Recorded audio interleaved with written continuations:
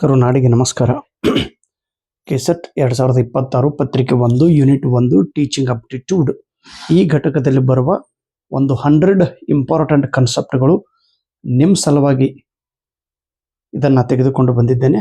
ದಯವಿಟ್ಟು ತಾವೆಲ್ಲರೂ ನಿಮ್ಮ ನೋಟ್ಬುಕ್ದಲ್ಲಿ ಕಲರ್ ಪೆನ್ ಅನ್ನು ಉಪಯೋಗ ಮಾಡಿ ಇದನ್ನು ಬರೆದುಕೊಂಡು ಇದನ್ನಿಷ್ಟೇ ಓದಬೇಕು, ಇದನ್ನಿಷ್ಟೇ ರಿವಿಷನ್ ಮಾಡಬೇಕು. 89 ಕಾನ್ಸೆಪ್ಟ್ ಅನ್ನು ಹೇಳಿದ್ದೇನೆ, ಈಗ 90 ಕಾನ್ಸೆಪ್ಟ್ ಅನ್ನು ನೋಡೋಣ.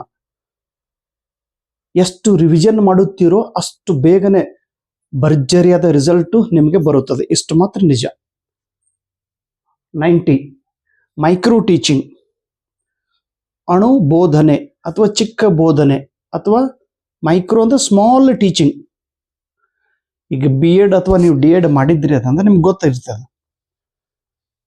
ಅರ್ಧ ತಾಸಿನ ಏನು ಪೀರಿಯಡ್, ಈಗ ನಾನು ನಿಮ್ಗೆ ಅರ್ಧ ಗಂಟೆ ಹೇಳ್ತಾ ಇದ್ದೀನಿ, ಬಟ್ ಮೊದಲಿಗೆ ನಮಗೆ ಕಲಿಸಿದ್ದು 5 ಮಿನಿಟ್ಸ್ 5 ನಿಮಿಷ ಹೇಗೆ ಮಾತಾಡಬೇಕಂದ್ರೆ ವಿಷಯವನ್ನು ಹೇಗೆ ಕಲಿಸ್ಬೇಕು ಅನ್ನೋದ್ರ ಬಗ್ಗೆ ಹೇಳ್ತಿದ್ರು. 5 ಮಿನಿಟ್ಸ್, ಆಮೇಲೆ 30 ಮಿನಿಟ್.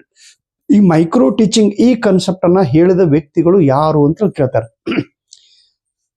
ಇಲ್ಲಿ ಒಬ್ಬ ವ್ಯಕ್ತಿಗಿಂತ ಒಂದು 3 ಜನ ಶಿಕ್ಷಣ ತಜ್ಞರು ಮೈಕ್ರೋ ಟೀಚಿಂಗ್ ಈ ಕಾನ್ಸೆಪ್ಟ್ ಬಗ್ಗೆ ಹೇಳಿದ್ದಾರೆ. ಆ 3 ಜನರ ಹೆಸರನ್ನು ದಯವಿಟ್ಟು ತಾವೆಲ್ಲರೂ ನೆನಪಿನಲ್ಲಿ ಇಟ್ಟುಕೊಳ್ಳಬೇಕು. ಒಬ್ಬರದರ ಬುಷ್, BUSH ಬುಷ್, ಇನ್ನೊಬ್ಬರದರ DW ಅಲೆನ್. ಇವ್ರು ಬಹಳ ಫೇಮಸ್ ಅದಾರೆ, ಮೈಕ್ರೋ ಟೀಚಿಂಗ್ ಕಾನ್ಸೆಪ್ಟ್ ಹೇಳಿದವರು ಇವರು. ಬಟ್ ಇವ್ರು 3 ಜನ ಕೂಡಿ ಮೈಕ್ರೋ ಟೀಚಿಂಗ್ ಅನ್ನ ಬಹಳಷ್ಟು ಪ್ರಸಿದ್ಧ ಮಾಡಿದವರು. ಬುಷ್ ಮತ್ತು DW ಅಲೆನ್ ಹಾಗೂ ಡೇವಿಡ್ ಹ್ಯೂಮ್. ಪ್ಲೀಸ್ ನೆನ್ಪಿಡ್ರಿ. ಇನ್ನು ಕ್ಲಾರ್ಕ್ ಹಲ್ ಅನ್ನುವ ಒಬ್ಬ ವ್ಯಕ್ತಿ, ಕ್ಲಾರ್ಕ್ ಹಲ್, 1932ದಲ್ಲಿ ಪ್ರಾಬ್ಲಮ್ ಸಾಲ್ವಿಂಗ್, ಒಂದು ಸಮಸ್ಯೆನ ಹೇಗೆ ಬಗೆಹರಿಸಬೇಕು, ಸಮಸ್ಯೆನ ಬಗೆಹರಿಸುವ ಸಲುವಾಗಿ ಏನ್ ಮಾಡಬೇಕು ಅನ್ನೋದನ್ನ ಇವ್ರು ಹೇಳಿದ್ದಾರೆ. ಯಾರು? ಕ್ಲಾರ್ಕ್ ಹಲ್. ಏನ್ ಹೇಳಿದ್ದಾರೆ? ಗೋಲ್ ಗ್ರೇಡಿಯಂಟ್ ಇರಬೇಕು. ಯಾರು ಗೋಲ್ ಗ್ರೇಡಿಯಂಟ್ ದಲ್ಲಿ ಕೆಲಸ ಮಾಡುತ್ತಾರೋ ಅವರು ಸಮಸ್ಯೆಯನ್ನ ಬಗೆಹರಿಸುತ್ತಾರೆ. ಗೋಲ್ ಅಂದ್ರೆ ಗುರಿ, ನಮ್ಮ ಗುರಿ. ಈಗ ನಿಮ್ದು ಗುರಿ ಏನೈತ್ರಿ? ಕೆಸೆಟ್ ಎಕ್ಸಾಮ್ ಪಾಸ್ ಮಾಡೋದು, ನೆಟ್ ಎಕ್ಸಾಮ್ ಪಾಸ್ ಮಾಡೋದು, ಅದಾದ ನಂತರ ಅಸಿಸ್ಟೆಂಟ್ ಪ್ರೊಫೆಸರ್ ಎಕ್ಸಾಮ್ ಬರೆದು ಪಾಸ್ ಆಗಿ ಅಸಿಸ್ಟೆಂಟ್ ಪ್ರೊಫೆಸರ್ ಆಗೋದು, ಇದು ನಿಮ್ಮ ಗುರಿ. ಇನ್ನು ಗೋಲ್ ಓರಿಯೆಂಟೆಡ್ ಕೆಲಸ ಮಾಡ್ಬೇಕಂತ ಹೇಳ್ತಿರೋರು. ಗೋಲ್ ಗ್ರೇಡಿಯಂಟ್ ಅಂದ್ರೆ ಇಳಿಜಾರು.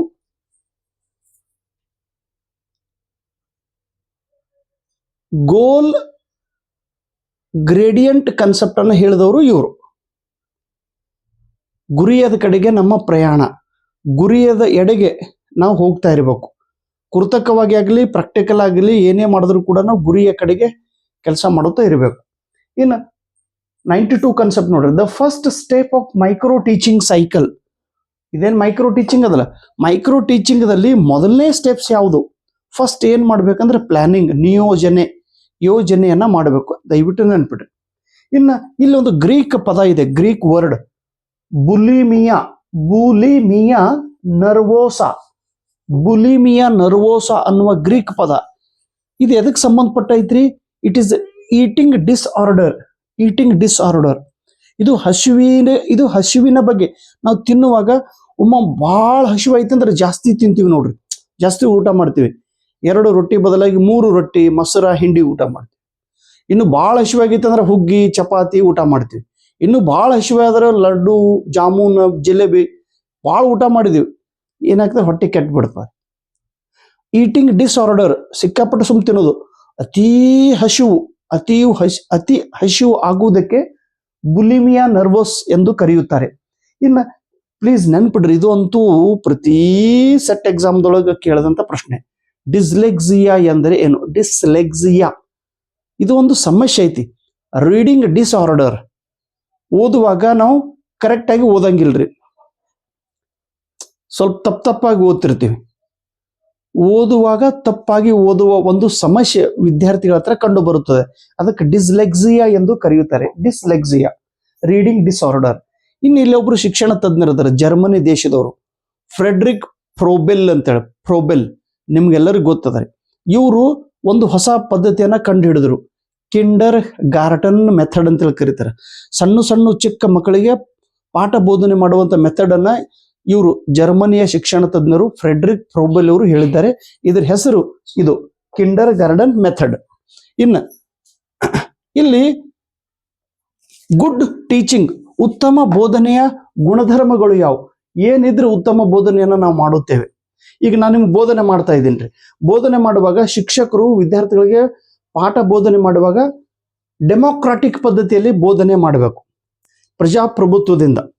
ಇಲ್ಲಿ ಮಕ್ಕಳಿಗೆ ಕೂಡ ಸ್ವಾತಂತ್ರ್ಯ ಕೊಡೋದು, ಶಿಕ್ಷಕರು ಕೂಡ ಹಿಂಗೆ ಅಟೋಕ್ರಾಟಿ ಆಗಿ ಅಥವಾ ಹಿಂಗೆಲ್ಲರೂ ಹೊಡೆದು ಬಡಿದು ಗಪ್ ಕೂಡಿಸಿ ಜಾಡಿಸಿ ಒದ್ದು ಅವ್ರಿಗೆ ಶಿಕ್ಷಾ ಕೊಟ್ಟು ನಾ ಹೇಳಿದ್ದೆ ಕರೆಕ್ಟ್ ಅದ ಹಿಂಗೆ ಅನ್ನೋದಲ್ಲ.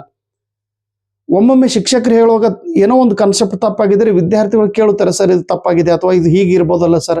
ಹೀಗೆ ಪ್ರತಿಕ್ರಿಯೆ ನೀಡಲು ಅವಕಾಶ ಕೊಡಬೇಕು. ಡೆಮೋಕ್ರಾಟಿಕ್ ಪ್ರಜಾಪ್ರಭುತ್ವದ ಪದ್ಧತಿಯಲ್ಲಿ ಪಾಠ ಬೋಧನೆ ಮಾಡಬೇಕು. ಆಮೇಲೆ ಸಿಂಪಥೆಟಿಕ್ ಕರುಣೆಯಿಂದ, ಪ್ರೀತಿಯಿಂದ, ಗೌರವದಿಂದ ಆ ಪಾಠ ಬೋಧನೆ ಮಾಡುವಾಗ ಪಾತ್ರಕ್ಕೆ ತಕ್ಕಂತೆ ಸೆಂಟೆನ್ಸ್ಗೆ ರಿಲೇಟೆಡ್ ಇರುವಂತ ಸೆಂಟೆನ್ಸ್ ಅರ್ಥ ಏನು, ಆ ಅರ್ಥಕ್ಕೆ ಸಂಬಂಧಪಟ್ಟ ಹಾಗೆ ನಾವು ಸಿಂಪಥೆಟಿಕ್ ಭಾವನೆಯನ್ನು ವ್ಯಕ್ತಪಡಿಸಿ ಪಾಠ ಬೋಧನೆ ಮಾಡಬೇಕು. ಆಮೇಲೆ ಡಿಸೈರೇಬಲ್ ಇನ್ಫಾರ್ಮೇಶನ್ ಪ್ರೊವೈಡರ್. ಈಗ ನಾನು ನಿಮಗೆ ಪಾಠ ಬೋಧನೆ ಮಾಡ್ತಾ ಇದ್ದೀನಿ ರೀ, ನನ್ನ ಕಂಟೆಂಟ್, ನಾನು ಬೋರ್ಡ್ ಮೇಲೆ ಬರೆದಿದ್ದು ಇನ್ಫಾರ್ಮೇಶನ್, ನಾನು ಬೋರ್ಡ್ ಮೇಲೆ ಬರೆದಂತ ವಿಷಯ ಇದು ನಿಮಗೆ ಒಳ್ಳೆಯದು. ನಾನು ಕೊಡುವಂತ ಮಾಹಿತಿ ನಿಮಗೆ ಒಳ್ಳೆಯದಾಗಿರ್ಬೇಕು. ನಾನು ಕೊಡುವಂತ ಮಾಹಿತಿಯಿಂದ ನಿಮ್ಮ ಜೀವನ ಬದಲಾವಣೆ ಆಗಿರ್ಬೇಕು, ನಿಮ್ಮ ವಿಚಾರ ಪ್ರಕ್ರಿಯೆ ಬದಲಾವಣೆ ಆಗಿರ್ಬೇಕು, ನಿಮ್ಮ ಬುದ್ಧಿ ಹೆಚ್ಚಾಗಿರ್ಬೇಕು, ಮತ್ತು ನಿಮ್ಮ ಪರೀಕ್ಷೆದೊಳಗೆ ನಿಮಗೆ ಅಂಕಗಳು ಬರಬೇಕು, ನೀವು ಕೆಸೆಟ್ ಪಾಸ್ ಆಗಬೇಕು. ಇದು ನನ್ನ ಉದ್ದೇಶ. I am the provider. ನಾನು ನಿಮ್ಗೆ ಕೊಡ್ತಾ ಇದ್ದೀನಿ ಇನ್ಫಾರ್ಮೇಶನ್ ಅನ್ನು ಕೊಡ್ತಾ ಇದ್ದೀನಿ, ಬಟ್ ಡಿಸೈರೇಬಲ್ ಇನ್ಫಾರ್ಮೇಶನ್. ಡಿಸೈರ್ ಅಂದ್ರೆ ನಿಮಗೆ ಯಾವ್ದು ಬೇಕು ಅದನ್ನೇ ನಾನು ಮಾಹಿತಿ ಕೊಡ್ತಾ ಇದ್ದೀನಿ. ಅದಕ್ಕೆ ಬಿಟ್ಟು ಬೇರೆ ಬೇರೆ ಏನೇನು ವಿಷಯ ಹೇಳ್ಕೊಂತ ಕೊಡ್ತಿದ್ದೆ ಅಂದ್ರೆ ನೀವು ನನ್ನ ವಿಡಿಯೋ ನೋಡ್ತಿದ್ರೇನ್ರಿ, ಇಲ್ಲ ಬೋಗಸ್ ಹೇಳ್ತಾನೆ ಬಿಡೋ ದಾನಯ್ಯ ಸರ್ ಅಂತ. ಡಿಸೈರೇಬಲ್ ಇನ್ಫಾರ್ಮೇಶನ್ ಪ್ರೊವೈಡರ್ ಇದ್ದರೆ ಇದಕ್ಕೆ ಕ್ವಾಲಿಟೀಸ್ ಆಫ್ ಗುಡ್ ಟೀಚಿಂಗ್ ಎಂದು ಕರೆಯುತ್ತಾರೆ. ಇನ್ನು ಡಿಸ್ಲೆಕ್ಸಿಯಾ ಮತ್ತು ಡಿಸ್ಗ್ರಾಫಿಯಾ ಎರಡು ಕಾನ್ಸೆಪ್ಟ್ ನೆನ್ಪಿಡ್ರಿ.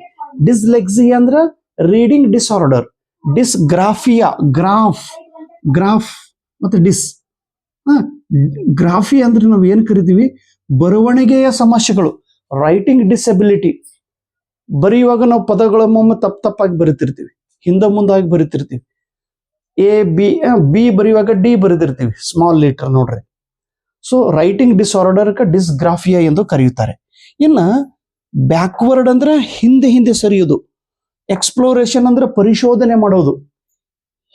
ಎಕ್ಸ್ಪ್ಲೋರೇಷನ್ ಒಳಗೆ ನಾವು ಯಾವಾಗೂ ಮುಂದೆ ಎಕ್ಸ್ಪ್ಲೋರೇಷನ್ ಮಾಡ್ಕೊಂತ ಹೋಗ್ತೀವಿ, ಹೊಸದಾಗಿ ಏನೇನು ಕಂಡು ಹಿಡಿದ್ವಿ. ಇಲ್ಲಿ ಹಂಗಲ್ಲ, ಹಿಂದೆ ಬರೋದು, ಏನೇನು ಕಂಡು ಹಿಡಿದೀವಿ ಅನ್ನೋದು ಹಿಂದೆ ನೋಡ್ಕೊಂತ ಹೋಗೋದು, ಬ್ಯಾಕ್ವರ್ಡ್ ಎಕ್ಸ್ಪ್ಲೋರೇಷನ್. ಮತ್ತು ಮೀನ್ಸ್ ಅಂಡ್ ಅನಾಲಿಸಿಸ್, ಕೊನೆಗೆ ಏನಾಗೋದೈತೆ ಅನ್ನೋದನ್ನ ಮೊದಲೇ ನಿರ್ಧಾರ ಮಾಡಿ ಅದನ್ನ ಅನಾಲಿಸಿಸ್ ಮಾಡ್ಕೊಂತ ಹೋಗೋದು. ಸೊ ಮೀನ್ಸ್ ಅಂಡ್ ಅನಾಲಿಸಿಸ್ ಹಾಗೂ ಬ್ಯಾಕ್ವರ್ಡ್ ಎಕ್ಸ್ಪ್ಲೋರೇಷನ್, ಈ ಎರಡು ಎಕ್ಸಾಂಪಲ್ಗಳನ್ನು ನಾವು ಹ್ಯೂರಿಸ್ಟಿಕ್ ಮೆಥಡ್ದಲ್ಲಿ ಉಪಯೋಗ ಮಾಡುತ್ತೇವೆ. ಇದೊಂದು ಪ್ರಯೋಗದಿಂದ ಉಪಯೋಗ ಮಾಡುವಂತ ಪ್ರಾಯೋಗಿಕ ಪದ್ಧತಿಯಾಗಿ ಹ್ಯೂರಿಸ್ಟಿಕ್ ವಿವಿಧ ಅರ್ಥಗಳನ್ನು ನಾವು ಇದರಿಂದ ಕಂಡು ಹಿಡಿಯುತ್ತೇವೆ. ಇನ್ನು ಓಲ್ ಫ್ಯಾಕ್ಟರಿ ಸೆನ್ಸೇಷನ್ ಅಂದ್ರೆ ಪ್ರಜ್ಞೆ ಅಂತ ಕರಿತೀವಿ. ಓಲ್ ಫ್ಯಾಕ್ಟರಿ, ಈಗ ಉದುಬತ್ತಿ ಹಚ್ಚಿದ ತಕ್ಷಣ ಎಷ್ಟು ಫ್ರೆಶ್ ಐತೆ ಅನಿಸ್ತದ ನೋಡ್ರಿ. ಒಂದು ಸ್ಮೆಲ್, ವಾಸನೆಯಿಂದ ನಾವು ಕಂಡು ಹಿಡಿತೀವಿ ಏನ್ ನಡೆದೈತೆ ಅಂತೇಳಿ. ಅದು ಓಲ್ ಫ್ಯಾಕ್ಟರಿ ಸೆನ್ಸೇಷನ್. ಕ್ಲಾಸ್ ರೂಮ್ದೊಳಗೆ ಹುಡುಗರೆಲ್ಲ ಮುಖ ಬಾಯಿ ಮುಚ್ಕೊಂಡ್ಬಿಡ್ತಾವ. ಸರ್ ಬಾಂಬ್ ಹಾರ್ಸ ನೋಡ್ರಿ, ಬಾಂಬ್ ಏನ್ ಇಟ್ ಈಸ್ ಉದುಬತ್ತಿ ಹಚ್ಚಿದ್ರೆ ವಾಶ್ ಬಂದ್ಬಿಡ್ತೈತಿ. ಅಥವಾ ಎಲ್ಲರ ಏನ್ರಿ ವಯರ್ ಸುಟ್ಟಿತ್ತು ಅಂದ್ರೆ ಅದರದ್ದು ಒಂದು ವಾಸನೆ ಬೇರೆ ಬರೋದೈತಿ. ಅಥವಾ ಮನೆಯೊಳಗ ಅಡಿಗೆ ಮಾಡೋ ಟೈಮ್ದಾಗ ಏನ್ರಿ ಪಾಣೆ ಹೊಡೆದ್ರು ಘಮ್ ಅಂತ ವಾಸನೆ ಬರ್ತೈತಿ ನೋಡ್ರಿ. ಹಿಂಗ್ ಓಲ್ ಫ್ಯಾಕ್ಟರಿ ಸೆನ್ಸೇಷನ್, ಮೂಗಿನಿಂದ ವಾಸನೆಯನ್ನ ತೆಗೆದುಕೊಳ್ಳುವ ಒಂದು ಪದ್ಧತಿಗೆ ಓಲ್ ಫ್ಯಾಕ್ಟರಿ ಸೆನ್ಸೇಷನ್ ಎಂದು ಕರೆಯುತ್ತಾರೆ. ಇನ್ನು ರೈಟ್ ಟು ಎಜುಕೇಶನ್ ಆಕ್ಟ್ 2009 ಪ್ರಕಾರ ಒಬ್ಬ ಶಿಕ್ಷಕರು ಒಂದು ವಾರದಲ್ಲಿ ಎಷ್ಟು ಗಂಟೆ ಕೆಲಸ ಮಾಡಬೇಕು ಅನ್ನೋದನ್ನ RT ಆಕ್ಟ್ ಹೇಳುತ್ತದೆ. ಒನ್ ಟೀಚರ್ ಪರ್ ವೀಕ್ ಎಷ್ಟು ಗಂಟೆ ಕೆಲಸ ಮಾಡಬೇಕು, ಎಷ್ಟು ಗಂಟೆ ಸೇವೆ ಮಾಡ್ಬೇಕ್ರಿ, ಸೇವೆ ಕೊಡಬೇಕು, 45 hours 45 ನಿಮಿಷ. ಸೊ ಇಲ್ಲಿ ತನಕ 1 to 100 ಕಾನ್ಸೆಪ್ಟ್ ಅನ್ನು ಹೇಳಿದ್ದೇನೆ. ಪ್ಲೀಸ್ ಅವೆಲ್ಲವನ್ನು ಒಂದೇ ನೋಟ್ಬುಕ್ದೊಳಗೆ ಬರೆದು ಅದನ್ನ ದಯವಿಟ್ಟು ರಿವಿಷನ್ ಮಾಡ್ರಿ. ಇದಕ್ಕಿಂತ ಮುಂಚೆ 2023 ಕೆಸೆಟ್ ಎಕ್ಸಾಮ್ದಲ್ಲಿ, 2024 ಕೆಸೆಟ್ ಎಕ್ಸಾಮ್ ಅಲ್ಲಿ, 2025 ಕೆಸೆಟ್ ಎಕ್ಸಾಮ್ ಅಲ್ಲಿ ಏನೇನು ಹೇಳಿದ್ದೀನೋ ಅದು ಕೂಡ ಬರೆದುಕೊಳ್ಳಬೇಕು. ಅದಾದ ನಂತರ ಇದು ಮುಂದಿನ ಭಾಗ. These contents are not repeated. ಇದನ್ನ ನಾನು ಮೊದಲಿಗೆ ಹೇಳಿಲ್ಲರಿ, ಹೇಳೇ ಇಲ್ಲ. ಮೊದಲಿಂದ ನೀವು ಓದ್ಕೊಂಡು ಇದನ್ನ ಓದ್ಕೋಬೇಕು, ಮೊದಲಿಂದ ಬರ್ಕೊಂಡು ಇದನ್ನ ಬರ್ಕೋಬೇಕು. ನೀವು ನಾ ಹಿಂದಿಂದ ಬಿಡ್ತೀನಿ ಸರ್ ಈಗಿಂದ ಹೇಳ್ತೀನಿ ಅಂದ್ರೆ ನೋ, ಎಲ್ಲವೂ ಒಂದೇ ಟೈಮ್ದಲ್ಲಿ ಹೇಳೋಕೆ ಆಗಂಗಿಲ್ರಿ. ಟೈಮ್ ಬಹಳ ಶಾರ್ಟ್ ಇದೆ. ಟೈಮ್ ಶಾರ್ಟ್ ಅನ್ನೋದಕ್ಕಿಂತ ನನಗೆ ಹೇಳೋಕೆ ಟೈಮ್ ಇಲ್ಲ ರೀ. ಸೊ ದಯವಿಟ್ಟು ಹಿಂದೆ ನಡೆದ ಘಟನೆಯನ್ನು, ಹಿಂದೆ ಬರೆದಂತ ಪಾಯಿಂಟ್ಸ್ಗಳಂತೂ ತಾವೆಲ್ಲರೂ ಬರೆದುಕೊಂಡು ಓದಬೇಕು. ಧನ್ಯವಾದಗಳು.